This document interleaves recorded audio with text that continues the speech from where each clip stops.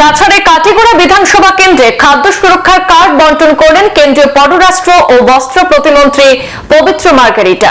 কাছাড় জেলা খাদ্য সুরক্ষা ও কাটিগড়া সার্কেল প্রশাসনের উদ্যোগে কাটিগড়ায় আনুষ্ঠানিকভাবে আজ 10 জন মহিলা হিতাধিকারীর হাতে খাদ্য সুরক্ষার কার্ড তুলে দেন কেন্দ্রীয় প্রতিমন্ত্রী পবিত্র মার্গারিটা।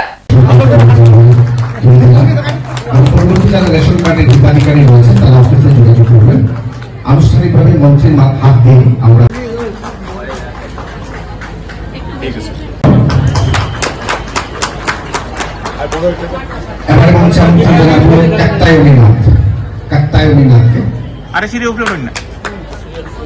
রাজ্যে শুরু হয়েছে দ্বিতীয় পর্যায়ে খাদ্য সুরক্ষার কার্ড বিতরণ। আজ আসামের ৭৭টি বিধানসভা কেন্দ্রের ভার্চুয়াল মাধ্যমে একসাথে আনুষ্ঠানিকভাবে দ্বিতীয় পর্যায়ে খাদ্য সুরক্ষার কার্ড বন্টনের শুভারম্ভ করলেন রাজ্যের মুখ্যমন্ত্রী ডক্টর হিমন্ত বিশ্ব শর্মা। এদিন কাছাড়ে কাটিগড়া সমষ্টিত খাদ্য সুরক্ষার কার্ড বন্টনে উপস্থিত ছিলেন কেন্দ্রীয় পররাষ্ট্র ও বস্ত্র প্রতিমন্ত্রী পবিত্র মার্গারিটা। জেলা খাদ্য সুরক্ষা ও কাটিগড়া সার্কেল প্রশাসনের উদ্যোগে এদিন আনুষ্ঠানিকভাবে 10 জন মহিলা হিতাধিকারীদের হাতে খাদ্য সুরক্ষার নতুন কার্ড তুলে দেন কেন্দ্রীয় প্রতিমন্ত্রী পবিত্র মার্গারিটা। কেন্দ্রীয় প্রতিমন্ত্রী পবিত্র মার্গারিটা তার বক্তব্যে বলেন, খাদ্য সুরক্ষার কার্ড যাদের থাকবে তারা শুধু চাল পাবেন তা নয়, চালের সঙ্গে আয়ুষ্মান ভারতের অধীনে বছরে 5 লক্ষাধিক টাকার চিকিৎসা সেবাও লাভ করবেন। এমনকি স্কুল কলেজে ভর্তি হতে ছাত্রছাত্রীদের লাগবে না ইনকাম সার্টিফিকেটও। বিনামূল্যে চালের সাথে কম মূল্যে ডাল, চিনি ও খাদ্য সুরক্ষা দেওয়ার জন্য মুখ্যমন্ত্রী পরিকল্পনা নিচ্ছেন বলে জানানো হয়। এদিন কাটিগড়া সমষ্টির কালাইন লক্ষ্মীপুরের সদ্ভাবনা মণ্ডপে অনুষ্ঠিত খাদ্য সুরক্ষা কার্ড বন্টন সভায় উপস্থিত ছিলেন বিধায়ক খলিল উদ্দিন মজুমদার, জেলার প্রশাসনিক আধিকারিক সহ জেলা বিজেপির সভাপতি বিমলেন্দু রায় সহ অন্যান্য আধিকারিকরা। সুরক্ষার প্রক্রিয়া অতি শক্তিশালী করে গড়ে তুলিলে সম্মানীয় নরেন্দ্র মোদীর নেতৃত্বাধীন কেন্দ্ৰীয় চৰকাৰে তাক সদায় সমগ্ৰ বিশ্বই প্ৰশংসা কৰিছে আৰু সেই যাত্ৰাৰ আজি আন এক মাইলৰ খুঁটি হিচাপে নতুনকৈ অসমত 10 লক্ষাধিক হিতাধিকাৰীক ৰেচন কাৰ্ডৰ জৰিয়তে অন্তৰ্ভুক্ত কৰা হ'ল। ওৱান নেশ্যন ওৱান ৰেচন কাৰ্ডৰ যিটো প্ৰক্ৰিয়া চলি আছে তাত আৰু এটা নতুন স্তম্ভ জড়িত হৈ পৰিল। আপোনালোকে জানে যে নতুন অৰ্থনৈতিক বছৰটোত 42,85,745 জন হিতাধিকাৰীক অন্তৰ্ভুক্ত কৰা হৈছে আৰু জানুৱাৰী মাহতেই এই মাহত 10,73,499টি নতুন পৰিয়ালক ৰেচন কাৰ্ড প্ৰদান কৰা হৈছে।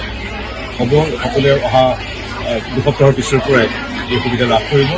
আৰু এই ৰেচন কাৰ্ড কেৱল বিনামূলীয়া আমাৰ যি অন্ন সেৱা, সেই অন্ন সেৱা বা চাউলৰ বাবেই নহয়, এই ration card doctor Himanta Biswa শৰ্মাদেৱে মোদীদেৱৰ সহযোগিতাত এক বেলেগ পৰ্যায়লৈ উত্তীৰ্ণ কৰি লৈ গৈছে। এতিয়া আমাৰ বহুতৰে আমাৰ আয়ুষ্মান কাৰ্ড এতিয়ালৈকে নাই। যাৰ এখন আয়ুষ্মান কাৰ্ড এতিয়ালৈকে নাই তেওঁলোকে এতিয়া নিৰ্দিষ্ট কিছু ৰোগৰ বাবে ৰেচন কাৰ্ডখনকে আয়ুষ্মান কাৰ্ডৰ দৰে ব্যৱহাৰ কৰি 5 লাখ টকা পৰ্যন্ত বিনামূলীয়া চিকিৎসা সেৱা বিভিন্ন ৰোগত পাব। ডাঙৰ কথা যে ৰেচন কাৰ্ড থাকিলে সেইটো হ'ব। আজি মুখ্যমন্ত্ৰীয়ে ঘোষণা কৰিছে যে সাধাৰণতে স্কুল কলেজত এডমিশ্যন যিটো আমাৰ মাচুল, নামভৰ্তি মাচুলটো বিনামূলীয়া কৰি দিয়া হয়, তাৰ বাবে কেতিয়াবা কাগজ পত্ৰ, ইনকাম চাৰ্টিফিকেট ইত্যাদি লাগিছিল। এতিয়া ৰেচন কাৰ্ডখন থাকিলেই তেওঁলোকে সেই সুবিধা লাভ কৰিব। আটাইতকৈ ডাঙৰ কাম যিটো ডক্টৰ হিমন্ত বিশ্ব শৰ্মাদেৱে কৰিলে কেবিনেট সিদ্ধান্তযোগে, আগে 1 লাখ টকাৰ তলত যাৰ উপাৰ্জন তেওঁলোকেহে ৰেচন কাৰ্ড পাব পাৰে, কিন্তু আজিৰ তাৰিখত তেখেতে দেখিলে যে নহয়, বহু মানুহ বাদ পৰি যায়। এতিয়া 4 লাখ টকা পৰ্যন্ত যাৰ উপাৰ্জন তেওঁলোকেও ৰেচন কাৰ্ড আজি দেশত পাব। আনকি তেওঁ যদি তৃতীয় চতুৰ্থ বৰ্গৰ কোনোবা ৰিটায়াৰ্ড কৰ্মচাৰী, অৱসৰপ্ৰাপ্ত কৰ্মচাৰী হয় ৰাজ্য চৰকাৰৰ, তেখেতেও পাব। কোনোবা কণ্ট্ৰেকচুৱেল চাকৰি কৰিছিল কিন্তু উপাৰ্জন কম, তেওঁলোকেও পাব। অৰ্থাৎ 4 লাখ টকা উপাৰ্জনৰ পাব সকলোৱে ৰেচন কাৰ্ড পাব। এই ৰেচন কাৰ্ড আয়ুষ্মান কাৰ্ডৰ দৰে সুবিধা লাভ কৰা হ'ব। আৰু যিটো আমাৰ প্ৰধানমন্ত্ৰী উজ্জ্বলা যোজনাৰ যিটো গেছ চিলিণ্ডাৰ পোৱা যায়, গেছৰ কানেকশ্যন পোৱা যায়, সেয়াও এই কাৰ্ডৰ জৰিয়তে পাব। গতিকে কি কেৱল এতিয়া এখন ৰেচন কাৰ্ড হৈ থকা নাই, এখন অতি গুৰুত্বপূৰ্ণ দলিল বা এখন গুৰুত্বপূৰ্ণ এখন কাগজলৈ ৰূপান্তৰিত হৈ পৰিল আমাৰ ৰেচন কাৰ্ডখন।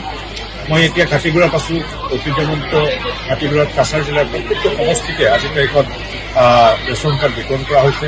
আজি এইকাৰণে ভাল লাগিছে যে ইয়াত যিদৰে মানুহ হৈছে, প্ৰায় 200টাতকৈ অধিক লোকক এই মুহূৰ্তত অসম চৰকাৰৰ হিমন্ত বিশ্ব শৰ্মাদেৱৰ চৰকাৰৰ আন এক অভিলেখী আঁচনি অৰুণোদয় আঁচনিৰ গ্ৰাম সভা হৈ আছে। গাঁৱে গাঁৱে আজিৰ তাৰিখত মহিলাসকল ওলাই আহিছে আহি তেওঁলোকে সভা কৰিছে, যিসকলে পাব অৰুণোদয় তাৰ আজি আলোচনা হৈছে। গতিকে সকলো ফালৰ পৰা কেৱল উন্নয়ন আৰু উন্নয়ন। আৰু আমি নতুন দিল্লীৰ পৰা আহি আজি কাছাৰ জিলাত উপস্থিত হৈছোহি। ডক্টৰ হিমন্ত বিশ্ব শৰ্মা নেতৃত্বাধীন ৰাজ্য চৰকাৰৰ এই অভিলাষী উন্নয়নকামী যিটো যাত্ৰা, তাত এগৰাকী সতীৰ্থ হিচাপে আজি থিয় দিবৰ বাবে আহিছোঁ। খুব সুন্দৰ পৰিৱেশ, ইতিবাচক পৰিৱেশ, আৰু ইয়ালৈ সদায় প্ৰায় আহি থাকোঁ। কাছাৰৰ যিটো নতুন উন্নয়নৰ যিটো যাত্ৰা, সেই উন্নয়নৰ যাত্ৰাই আমাক যথেষ্ট আহ্লাদিত কৰিছে, আমি যথেষ্ট খুশি।